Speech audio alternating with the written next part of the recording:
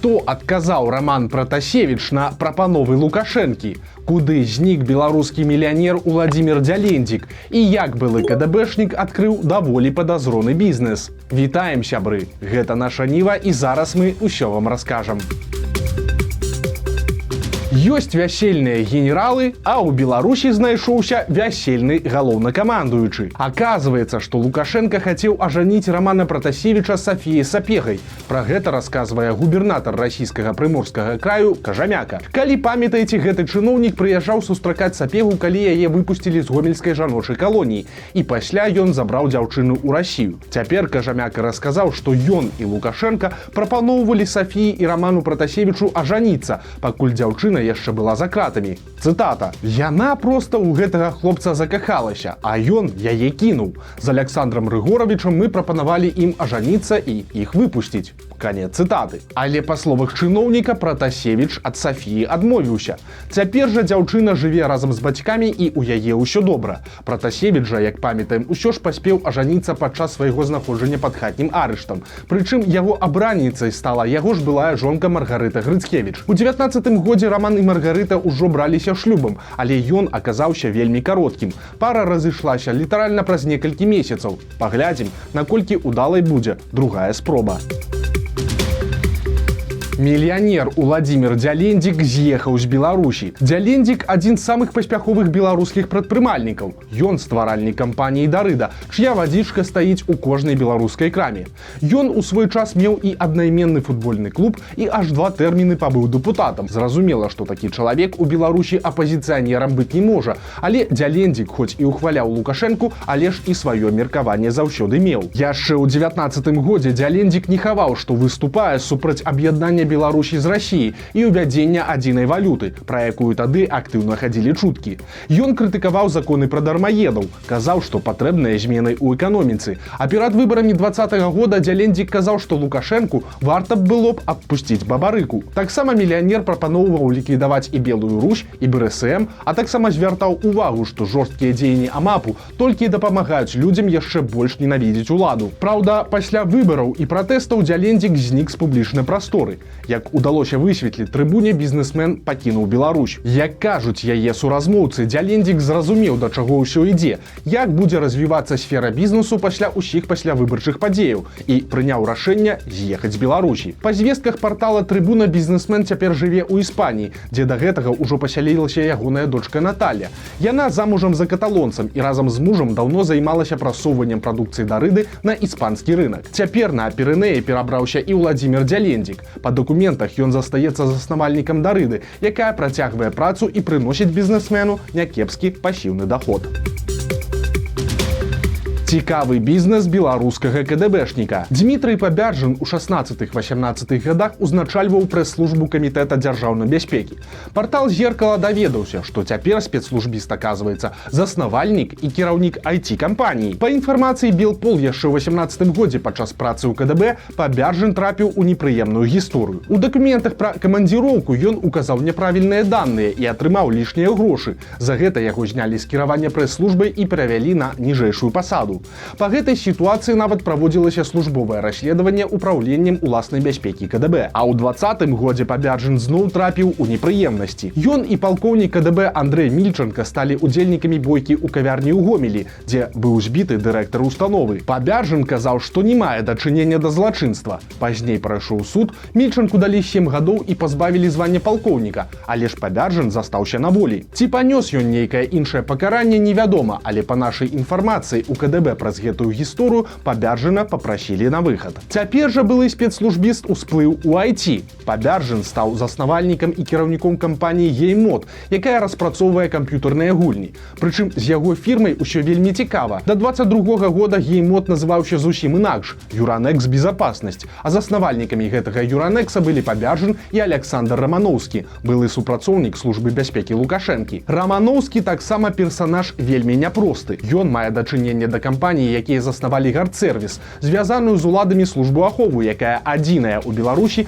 мае дазвол на зброю.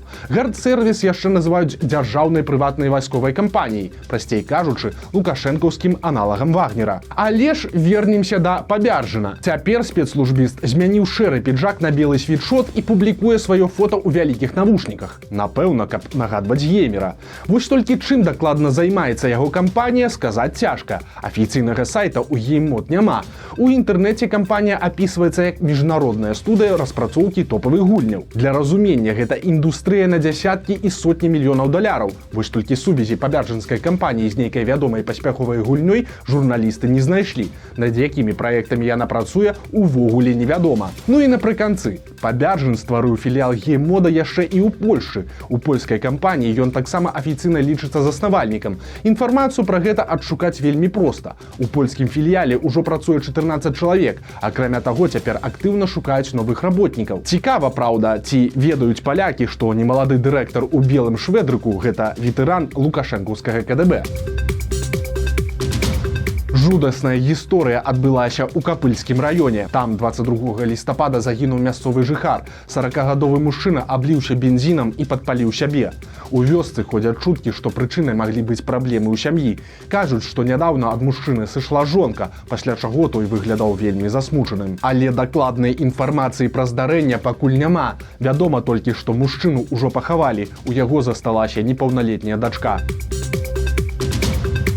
Барацьба з усім беларускім працягваецца. З'явіліся фота, як дарожнікі заклейваюць беларускую лацінку на дарожных паказальніках. З лацінкай даўно ваююць рознага роду прарасійскія актывісты, кшталту сумна вядомай Вольгі Бондаравай. Але нядаўна яны дайшлі да таго, што заклікалі выкінуць беларускую мову з абвестак метро. Патлумачылі такую ідэю клопатам прарасійскіх турыстаў і нават прывялі прыклад. Маўляў, быў выпадак, калі госці з Расіі выйшлі не на той станцыі, бо не зразумелі аб'яву дыктара, якая гучыць на беларускай і англійскай мовах. Вось такая бессэнсоўная і бязлітасная гасціннасць.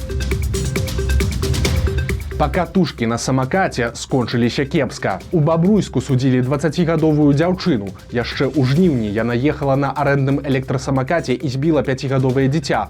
У малога дыягнаставалі сур'ёзны пералом нагі. Гэта кваліфікавалі як цяжкія цялесныя пашкоджанні. Завялі крыміналку, а цяпер быў суд. Кіроўцу самаката прызналі вінаватай і далі ёй год хіміі з накіраваннем у выпраўленчую установу.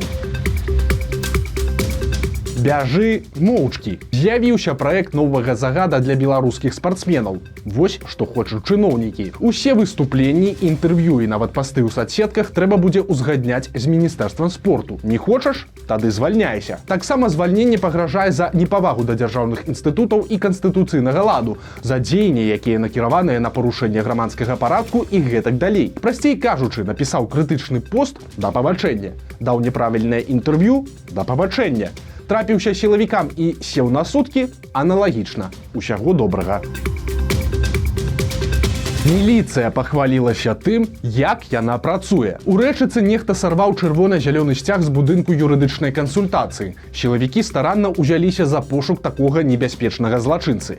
Міліцыя паведамляе, што каб адшукаць крыўдзіцеля сцяга, губазік адглядзеў сотні гігабайт відэа з камер назірання і адпрацаваў больш за 50 чалавек цягам 3 тыдняў. Гэта значыць, прыходзілі да тых, хто раней трапляў у поле зроку сілавікоў па палітычных справах. У выніку мужчыну, які сарваў той сцяг, знайшлі і затрымалі. На яго завялі крыміналку. А таксама сілавікі выхваляюцца, што падчас пошукаў яны прыцягнулі да адказнасці за рознага роду парушэнні больш за 10 чалавек. Пачаліся халады і пачаліся праблемы ў птушак. Але, на шчасце, не ўсе людзі праходзяць міма. У Гомелі крыло качкі прымёрзла да ільда на рацэ. Мясцовыя жыхары заўважылі птушку і выклікалі ратавальнікаў. Тым давялося плыць і рубіць лёд, але ў выніку качку вызвалілі і перадалі ветэрынарам. А ў Барысаве ўратавалі маленькую слонку. Мужчына заўважыў птушку проста на зямлі. Яна не магла лётаць, а з дзюбы ішла кроў. Ён аднёс яе дадому, сагрэў і напаіў вадой, а потым патэлефанаваў спецыялістам заховы прыроды. Яны высветлілі, што птушка здаровая, проста яна аказалася слабейшай за сваіх суродзічаў і не змагла даляцець да цёплых краёў. Нейкі гарачы тыдзень. Зноў страляніна ад беларускай міліцыі. Цяпер ужо ў Вілейскім раёне. Там затрымлівалі замежніка, які вёз псіхатропы. Ён спыняць машыну не стаў, а наадварот даў па газах і пратараніў міліцэйскае аўто. Каб яго спыніць, міліцыя адкрыла агонь стабільнай зброі. У выніку мужчыну скруцілі і пры ім знайшлі амаль 6 кілаграмаў рознага роду забароненых рэчываў. Цяпер гора кур'ера чакае крыміналка і вялікі тэрмін аж да 15 гадоў калоніі. Хто пераможа? Вопытныя эксперты альбо дзве высокапастаўленыя чыноўніцы. Не так даўно стала вядома, што ўлады Беларусі і Расіі абдумваюць будоўлю звышхуткаснай чыгуначнай лініі Мінск-Масква. Тады даехаць з адной сталіцы ў іншую можна будзе прыкладна за 3 гадзіны. Эксперты, праўда, падлічылі, што каштаваць такая забаўка будзе амаль 20 мільярдаў даляраў, і пры запланаваным пасажырапатоку будоўля не мае сэнсу. Новая лінія проста акажацца нежыццяздольнай. Але ж гэта эксперты. Чыноўнікам жа абедзвюх краін ідэя хуткаснай чыгункі вельмі падабаецца. Цяпер пра яе загаварыла старшыня Савета Рэспублікі Наталля Качанова. Маўляў, яна гаварыла на гэтую тэму з расійскай калегай Валянцінай Матвіенка, і абедзве чыноўніцы прыйшлі да высновы, што гэта перспектыўна. Што ж, вельмі цікава даведацца, хто па выніку пераможа. Здаровы сэнс ці чыноўніцкі энтузіазм. Вось такія навіны пятніцы. Подписывайтеся на канал, ставьте лайки альбо дизлайки и выказывайте свои заўвагі ў каментарах. И, конечно, читайте нашу Ніву, глядите нашу Ніву и любите Беларусь. До сустрэчы на наступным тыдні.